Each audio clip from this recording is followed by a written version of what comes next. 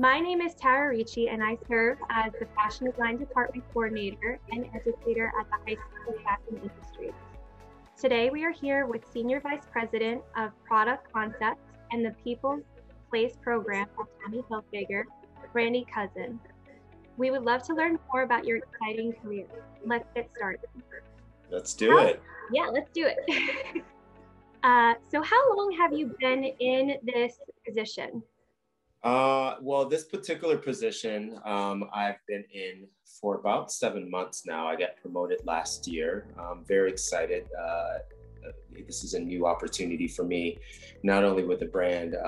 Funny enough, working in fashion with Tommy Hilfiger, I'll say the last 3 or 4 opportunities I've had have all been new positions in the company. So I guess that means I'm quite tenacious. I'll take it as a compliment. But yeah, this particular position I've been in for 7 months, but I've been in the industry, hard to believe, almost 20 years. So it's quite crazy. I guess I've grown up in fashion, so it's ingrained within me. That's remarkable. 20 years is a long time for the career, like the industry. That's amazing. I know, and I look like a teenager, right? It's hard to believe. I mean, you look very young, and that's amazing. So lots of vitamins, lots of vitamins, lots of gym time. That's the secret, you know, self-care, like self-care. A lot of practice. Right. Exactly. So what is a typical workday like for you? There is no typical workday in fashion, which is why I do it. I think most fashion professionals will tell you that every day is different. Of course, it doesn't mean that there's no organization within fashion, but there's always something new and something different in our world. I mean, you know, in my particular world, you know, I've always held various creative and merchandising roles within my career. So once you get to that leadership level, very much every day is different. You know, between, you know, working with my cross-functional partners to understand what's happening in the business and which way are we going, which helps us who work in the creative world know which way we want to drive. These days, also working in the creative field, consumer insights is so important. So that gives us the ability to see what is at the consumer demand. And we very much so work that into our world from a product concept standpoint, because it's important for us to know in the creative world what is new and what's demanded by the consumer, so that we can add that to our assortment and do it in a way that feels authentic to who we are as a brand, but still resonates with the consumer.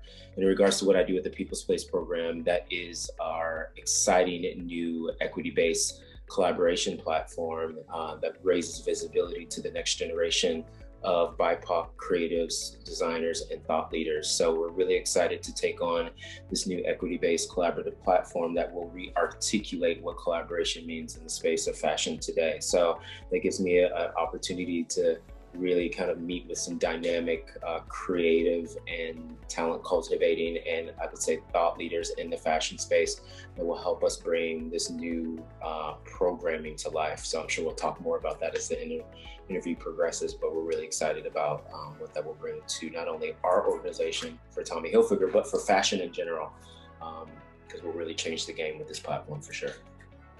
That's exactly what the industry needs right now, for sure. And thank you so much for all of your efforts and being a part of that change.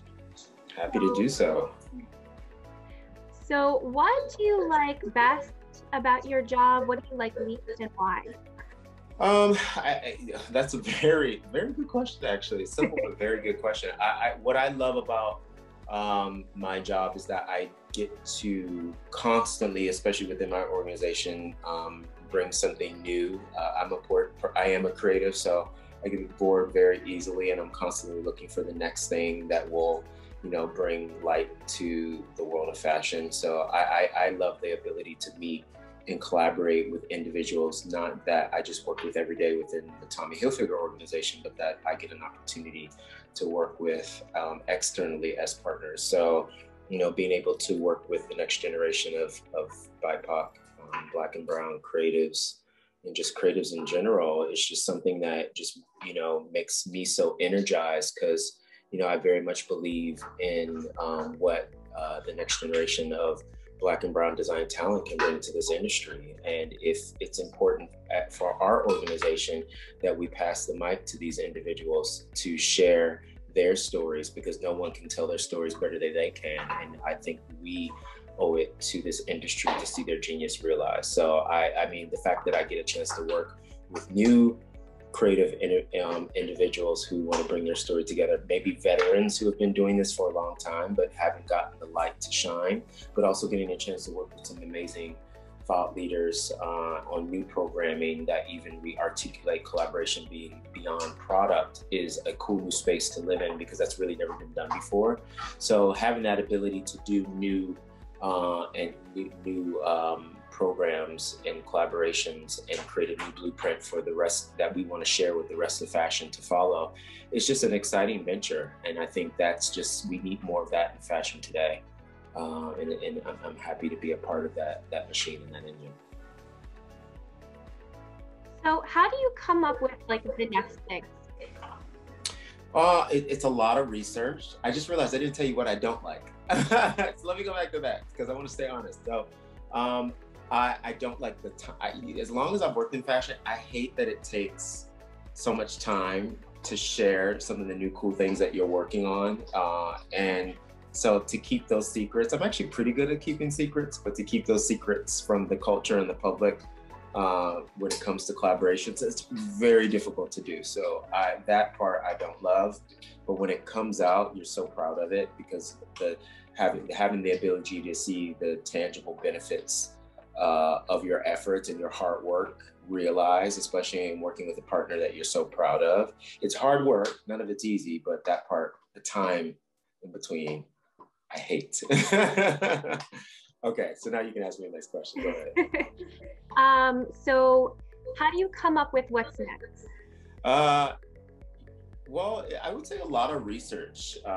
You know, for us as a brand, we're so thankful to have a dynamic archive at our fingertips, which helps us to kind of very much lean into brand authenticity. And I think that now more than ever, it's important to have brand authenticity and take a look back so that you can take a look forward. So we always do that first, because I think what you find is that trends transcend throughout fashion. And, you know, in order for any story or collaboration or project that we're working on, there's two things we wanted to resonate with. We wanted to feel authentic, but we also want to create that surprise factor or that clash, right? So things that you maybe weren't expecting from us, or a way that we did it. So, you know, how do you resonate with something that feels like the brand, but you create an unexpected way of doing it is always the challenge. But we do that by researching the market, researching the internet, looking at different various forms of social media, looking at what the culture and, you know, the youth culture and just the culture in general is looking for today.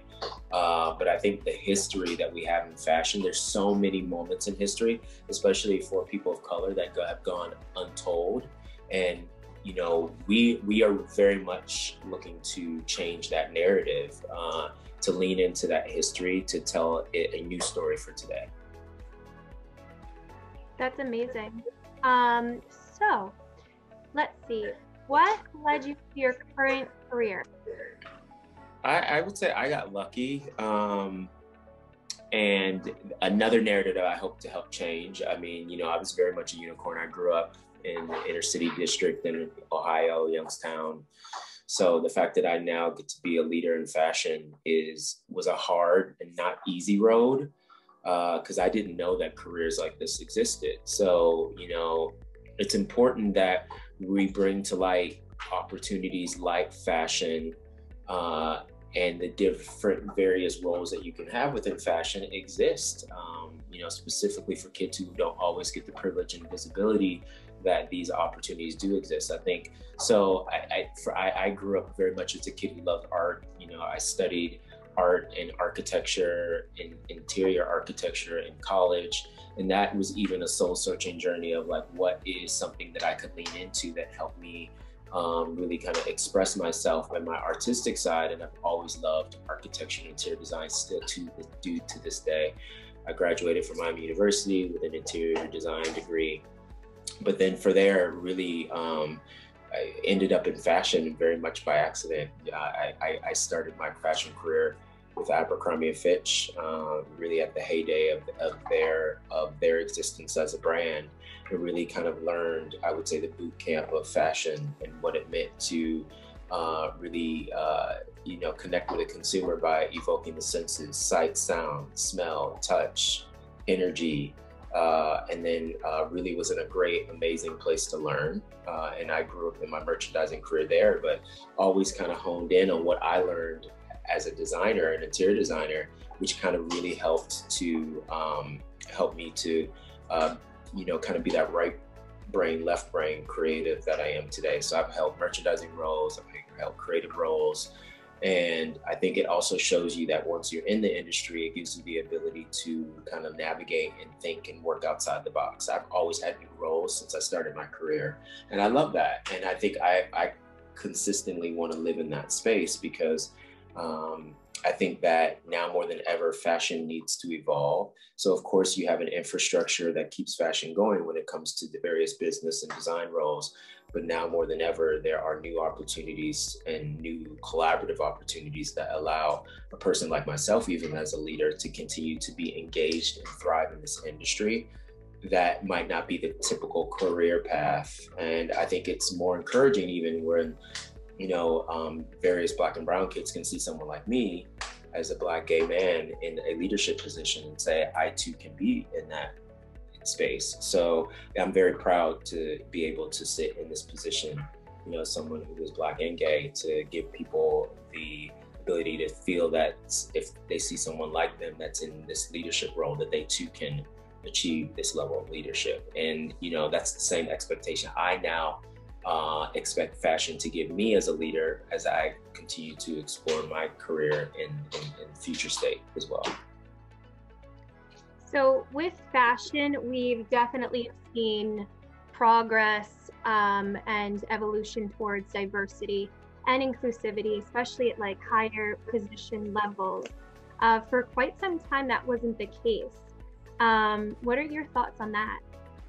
I think now's the time more than ever. The world of fashion needs to reflect the world that we live in. Fashion companies, brands, and the industry could not survive or thrive without the contributions of diverse communities that create and make up the world that we see today. So that's where we need to have programs and platforms like I'm running the People's Place program at Tommy Hilfiger, and also other various programs and opportunities where leaders within fashion give opportunities to, reshape what leadership looks like and what representation looks like, not only in front of the camera, but behind the camera. I think what we often always see within fashion today is a lot of diversity and culture in front of the camera, but we need to see more of it also behind the camera as well. And there are more than enough talent out there for companies to choose from.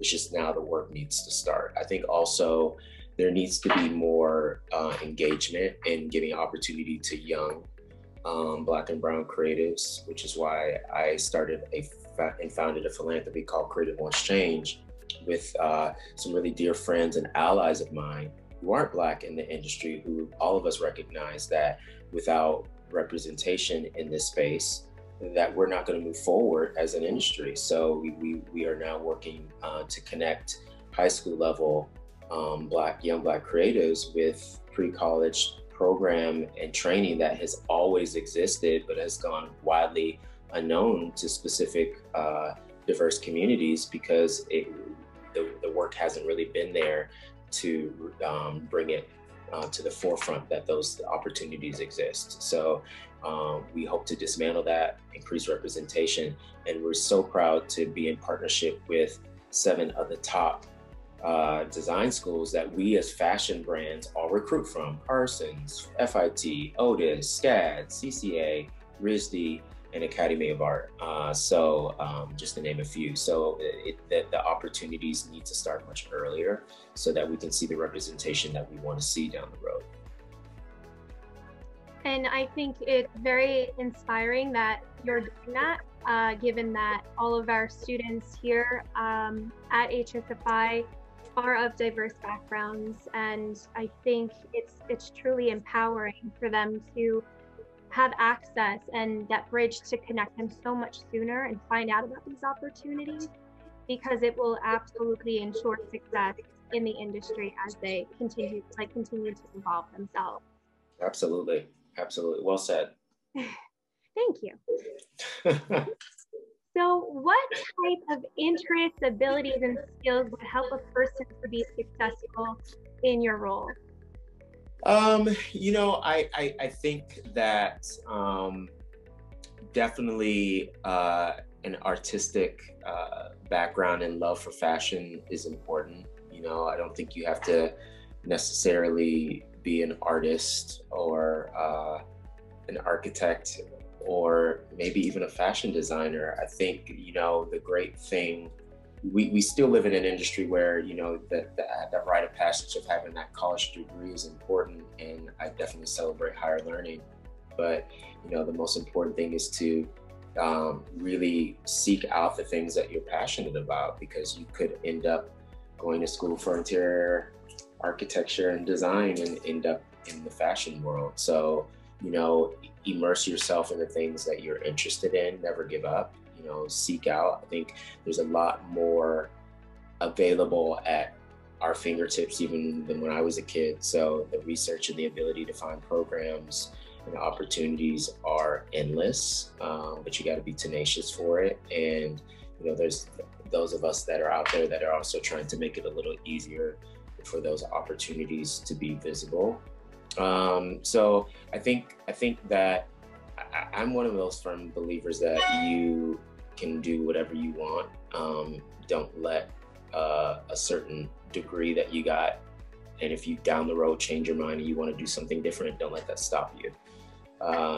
Just find your passion and go for it, and keep pushing for it, but also immerse yourself in what you think you want to do before you decide what you want to do, so that you can be sure that that's the right fit for you. Well said.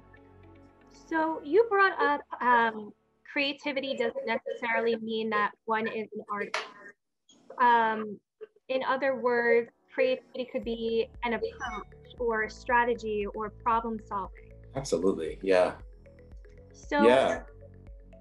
Was there ever a time where you had to rely on your creativity to overcome an obstacle? Every day of my job, especially when you have new opportunity. I mean, listen, probably the last 4 positions I've had have never been done before. So, me just being tenacious and creative and figuring out, being a survivor and having the ability to research, there's no training for what I've ever done, but I figured it out, because I've done the work, I've done the research, I've thought outside the box. There are no bad ideas, and there are also no bad questions. So, use your resources, talk to people, research, immerse yourself in different areas. I have an affinity for art, but that can also help me to figure out a business problem. I did not go to business school, yet I have led more strategy decks and presentations that I can name here. So, you don't let, the world or what you want to do, don't let the fact that you didn't have training in that intimidate you, that you can't do what you're passionate about. So I always have to think outside the box every day. So it doesn't stop, but I love that. I don't look at that as a stress case. I look at that as an opportunity to expand myself as a leader and to be vocal about then, as I learned throughout, communication is so key. I would say that, like, communication and partnership, especially when you get into the professional world, but even before that, even in your high school world, you're working on group projects, you can partner with your teachers, or that partnership never stops. So that's just a different way to think earlier outside the box of how can you collaborate and partner more, even in the earlier stages of your career, can help you, give you visibility of just far more out there, and to help you understand a bit more what you vibe with, what you want to do, and also just to have more at your fingertips. Yeah, I hope I answered that correctly. You did amazing. So you brought up collaboration. With collaboration, there's always feedback and constructive criticism. So how is that important, and how has that influenced your trajectory in the industry?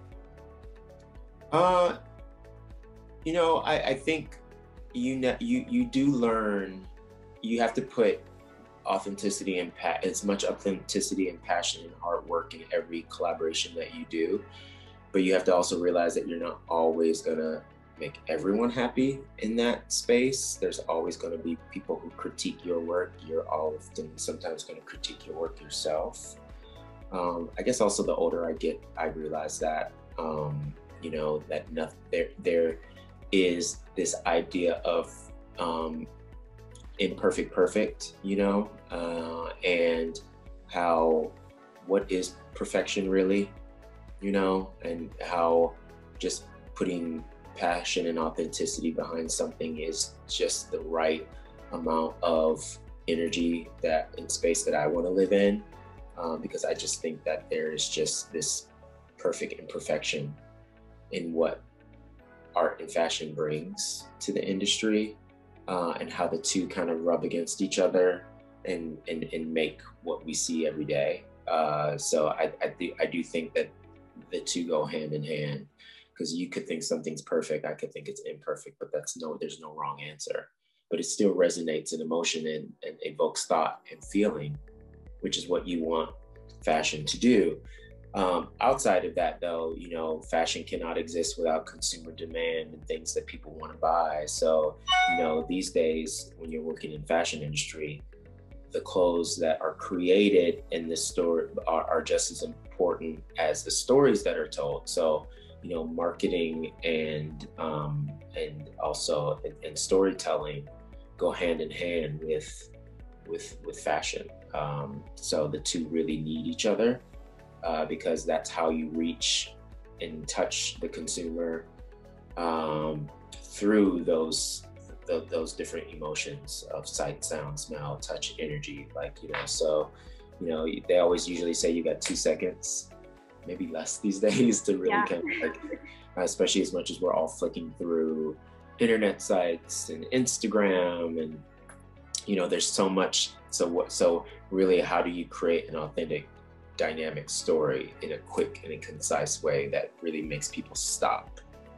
And I think that is as awesome a challenge to figure out each season as it is to create a collaboration or a partnership. And collaboration and partnership these days don't always mean clothing. One of the things we're working on at my current brand is creating partnerships like with the Fashion Erase database, which is an amazing online platform that really deep dives into moments in history and cultures and objects that give equity back to stories that aren't often told in the fashion space, so that we can continue to educate ourselves where moments in history and objects in fashion come from, and the different ethnicities and diversities and races that created those moments in fashion. So those are also new great forms of collaboration that can tell stories that have gone unknown. I mean, it's the same in music, right? I was listening to a podcast about Beyonce's Black is King, and all of that goes back to a moment in a history and a purpose. So the same thing is for clothing, the same thing is for art. So everything has a purpose, and it's always so cool to kind of like peel back the layers of even the things that you see quickly and realize that everything has like a moment in story. So it's really kind of cool that it's like an onion that you keep peeling and you keep learning more. So I think that's just so cool when you think about fashion, art, music, and entertainment, and even sports, and about how these things always resonate back to a history. So fashion is a platform for communication, for change, and to connect or tie back to what you were saying about storytelling and sharing out narratives that were not necessarily expressed for the longest time. Connectivity, especially during this very, very digitized age, and everybody's oversaturated with social media and things like that. So how do companies maintain their success with this challenge of connectivity? I think one way, there's several ways. I think definitely finding ways to engage with the consumer, getting their comments, getting their feelings and thoughts and what's happening out there. I think, when I started my career, for example, consumer insights was not something that existed. Now I can't imagine us doing our jobs without it, because it helps us to see what other brands are doing. And I don't even look at it. We used to always say, use the word competitor. It's a word that I very rarely use in my language anymore, because I think we can all learn from each other. We all exist. There's also brands like the one I work for that have been around since the 80s that I grew up with in the 90s, and that also resonate with a new consumer for today. So, I think it allows us all to learn from each other, but to also branch out and learn from the consumer and just what's out there, what's happening in the world, what's the current conversation. I mean, we all saw the global amplification of the BLM movement, which is last summer, which was one of the biggest global movements of my lifetime and my parents' lifetime. And my parents were around, in the 60s and 70s. I mean, since the civil rights movement, have we not seen a movement of solidarity like that? So I think learning from that and how that evokes change that we want to see in the industry and in the world, and being moved by that, and realizing that the world needs to move to reflect the world that we live in today. So what was important 20 years ago, 5 years ago, might be completely different from what is important today, or maybe some things come back, but you have to look at them through a new lens. So I think those just understanding what's happening culturally and with the consumer is just so important in fashion today.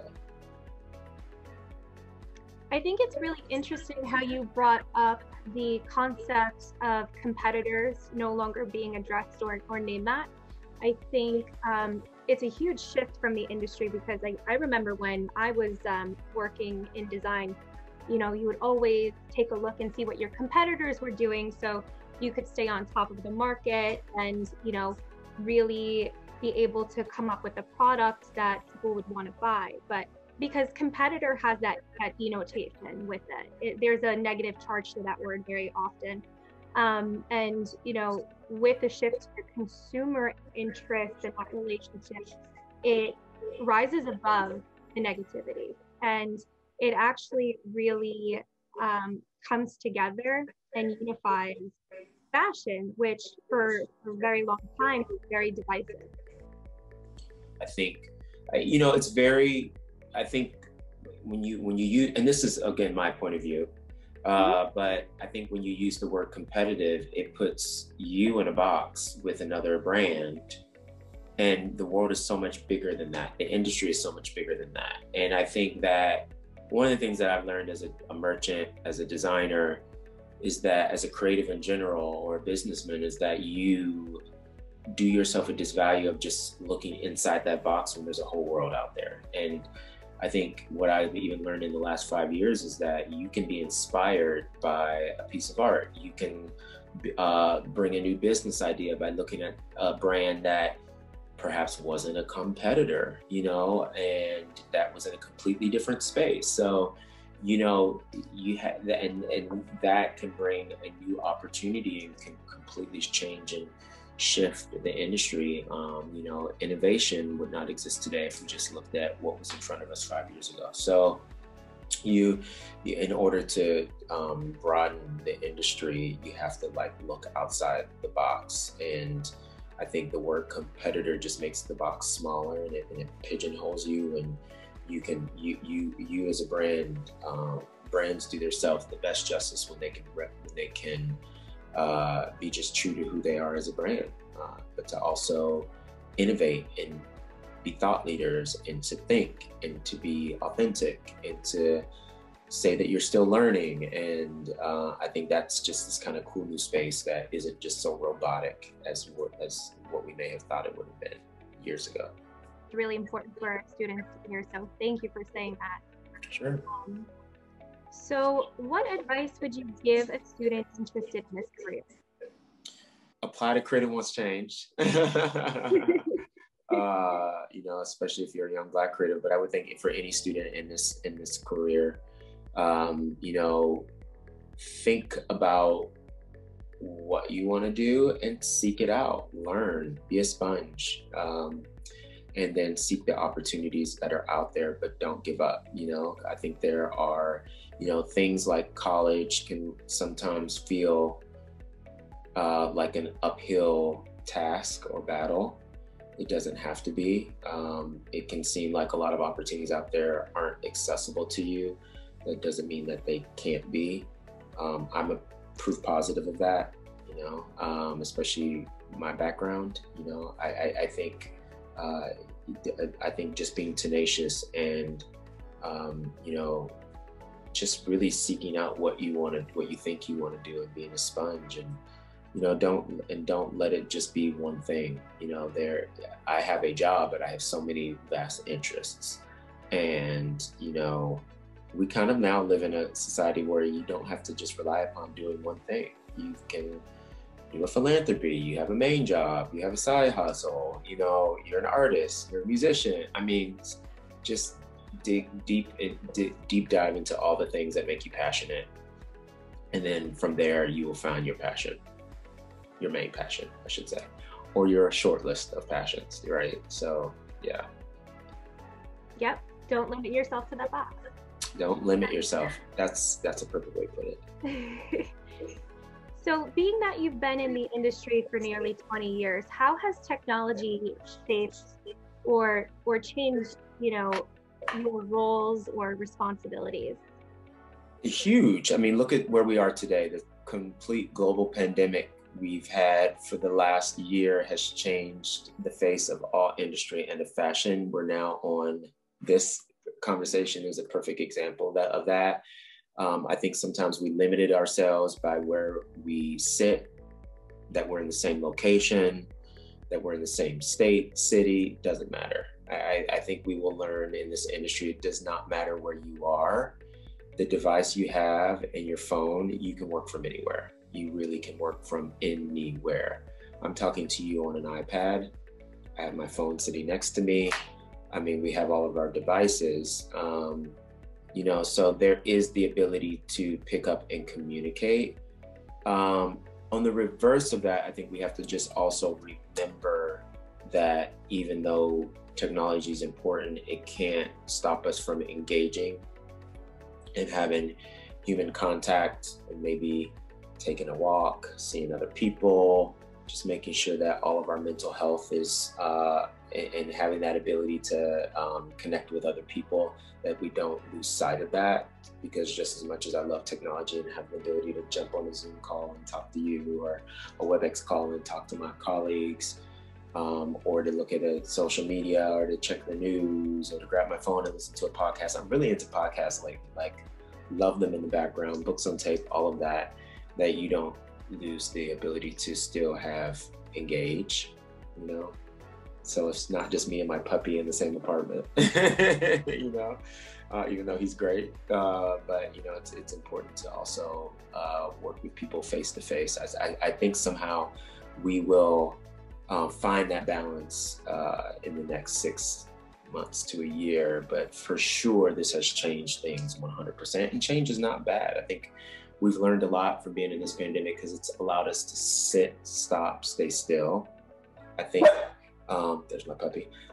You know, also with the pandemic, it's allowed us to just notice more around us. I think that people who didn't maybe realize racism or systemic racism was a thing a year ago, or 6 months ago, or 7 months ago, had to stop and take notice. And that is kind of helping push towards the change that we all want to see in the world, both systemically, both from a social justice narrative, all of that. So we are a changed world, but hopefully, you know, with that change, that we will get better and stronger as we go. Are there other industries or positions where you can work with your skills and your experience? You know, I've been so fortunate to be in fashion, exposed to art, music, entertainment, sports. Those are all things that I have an affinity for. And I find myself being continuously inspired by those mediums to be the person that I am and do the job that I do. So that's never a bad thing, because I think that, you know, you can be constantly inspired by so many things around you. Inspiration can help you to create a new item, a new idea, a strategy, a new partnership, you know, history also, podcasts, like, you know, so I think there's so many different mediums out there that can help navigate where fashion goes, right? So there's no rule, you know? So I think that's what just makes fashion cool, is that there is no rule. But you got to think outside. I mean, I'm so also inspired by, you know, the generation that comes after me. I'm inspired by the drive of the youth today, you know, and the cool thing about, I think, being in this industry is that, you know, I feel ageless in it. You know, I think that I've constantly am still a sponge. I keep learning, I keep growing. So you never stop learning, you never stop growing. You just don't, you know what I mean? And as soon as you realize that and come to that conclusion, it's a very comfortable skin to be in, because I'm fine with that. And I am okay constantly learning and not, you know, over judging myself. And, you know, I am a perfectionist, but again, what is perfection? So I believe in perfectly imperfect, you know? So I think that helps me also to learn that, you know, why I do take things seriously. I am still a professional. So I get the job done, I show up on time, I do the work, and that's important. I think there is beauty in imperfection. Perfection, the word itself, is so subjective. And it's so difficult to achieve, and there's so much pressure attached to that. And it's not necessarily about the focus on the product or the outcome. The journey and the process behind it is equally as important, if not more important. Well said. Thank you. Do you have any last closing remarks that you'd like to share with the students? You know, I would say that, you know, fashion is a industry that just sorely needs the vision of the next generation of, you know, students out there.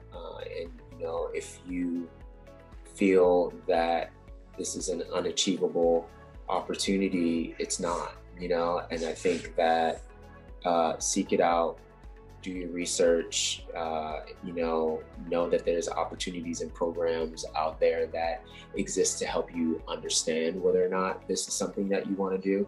And if you don't want to do this after you do those programs, it is okay. The opportunities that do exist out there, we owe it to ourselves to bring them to the forefront for everyone to see. No matter of your background, your race, your privilege, your non-privilege, it's important to have the opportunity to, you know, sharpen your tools and your engines towards what you want to do in life. And as I said, you know, we sorely need the vision of the next generation of creatives, you know, specifically also within the Black and Brown community, where representation just needs to grow to reflect the world that needs your buy-in in order to be brands that they are today. Without the consumers, without all cultures, you know, brands would not be who they are. So to have the ability to see a more reflection of the world behind the scenes within the industry is so important. So I think that is a movement that we will continue to see grow, and something that myself as a leader will continue to push for.